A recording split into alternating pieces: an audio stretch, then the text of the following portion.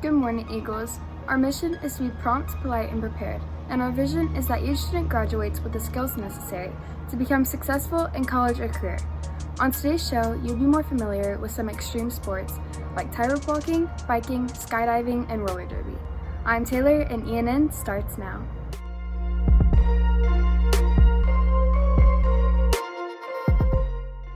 Today is an early release day, with spring break following it being only 10 days away. But on another note, pushing into our first extreme sport, being at tightrope walking. Now, this is definitely something I don't have a great understanding on, but I know Chesney does. Going from 3 to 3,000 doesn't seem like that big of a deal. However, if I were to say 3 to 3,000 feet, that would seem a little more extreme. However, for tightrope walkers, this is just a part of their everyday lives.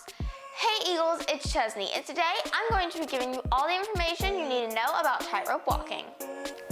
Tightrope walking is the skill of walking across a thin wire or rope. It is a long tradition in various countries and is commonly associated with the circus. Other skills, like tightrope walking, are slack rope walking and slacklining. Tightrope walking is very dangerous. Charles died at age 73 as when he tried to tightrope, his line did in fact snap. However, that's not the most common way tightropers end up dead. You have to have enough balance. Balance is key when tightrope walking, as if you do not have enough of it, you will end up overweighing one side of your body, causing you to fall however high up you are, which in most cases does end up killing you. Well, Eagles, that's all I have for you today.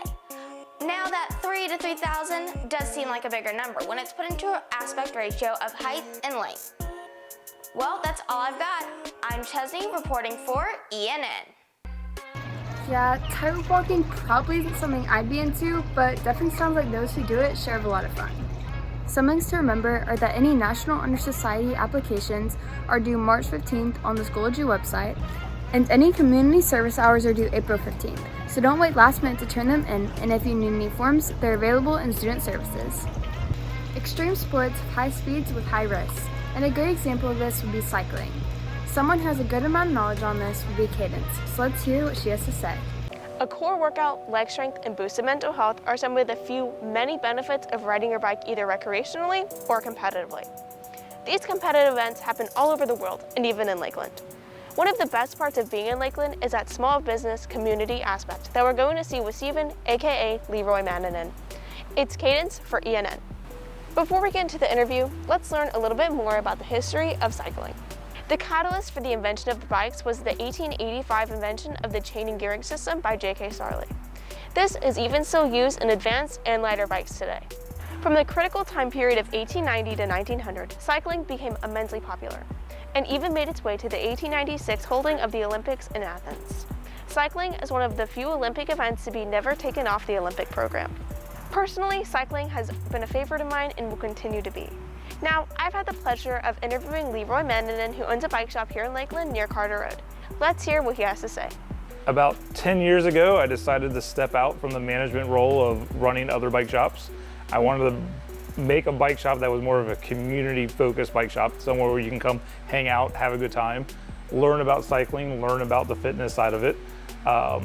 So I kind of wanted to just kind of step out on my own and do something very different from any other bike shop. Honestly, when you look at a bike and what it can do for somebody, between fitness, between getting in shape, between getting out there and having an adventure, I find it, almost like a fantasy land of what you can find now in the bike world. Biking became part of my life because of a knee injury. At junior in high school, had to have my first knee surgery, and the only way I can get back into doing sports was riding a bicycle. And I kind of got a little bit of passion for it there. But when I was in college, got into cycling a lot because I started working for a bike shop. And I was just the computer geek to do inventory, but then noticed what bikes can do for people, and that's where it kind of became part of my passion. Thanks. If any of you Eagles are interested in learning more about community bike rides or even purchasing a bike from Leroy in the shop, make sure to stop on by 6935 South Carter Road.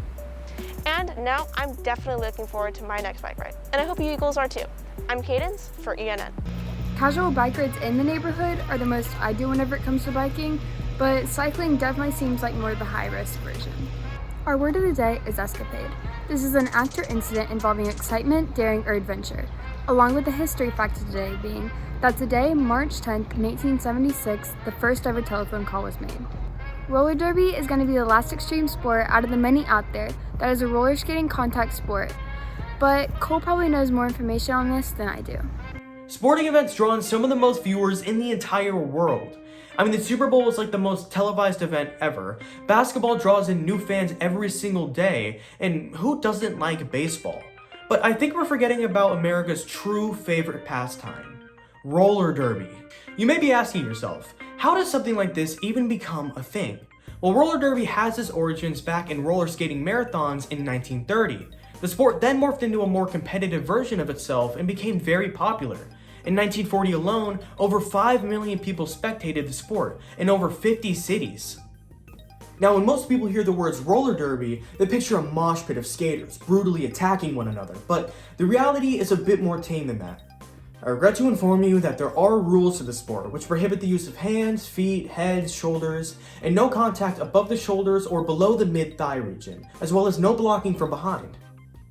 So for those who are living under a rock and somehow don't know what roller derby is, it's a roller skating contact sport where two teams go head-to-head in scrimmages called jams. Both teams designate a jammer and 4 blockers. The jammer scores by lapping members of the opposing team, while the blockers attempt to hinder the jammer. And there you have it, Eagles, your introduction to roller derby. Now, I will be going around asking everyone to sign my petition for the school to start a roller derby team, but that's for another time. For now, it's been Cole reporting for ENN. Yeah, that definitely seems like one of those sports that can get very intense very quickly. But unfortunately, today's show has come to an end. But I hope you learn more about some extreme sports out there and if you want to try them one day. I'm Taylor, signing off of ENN.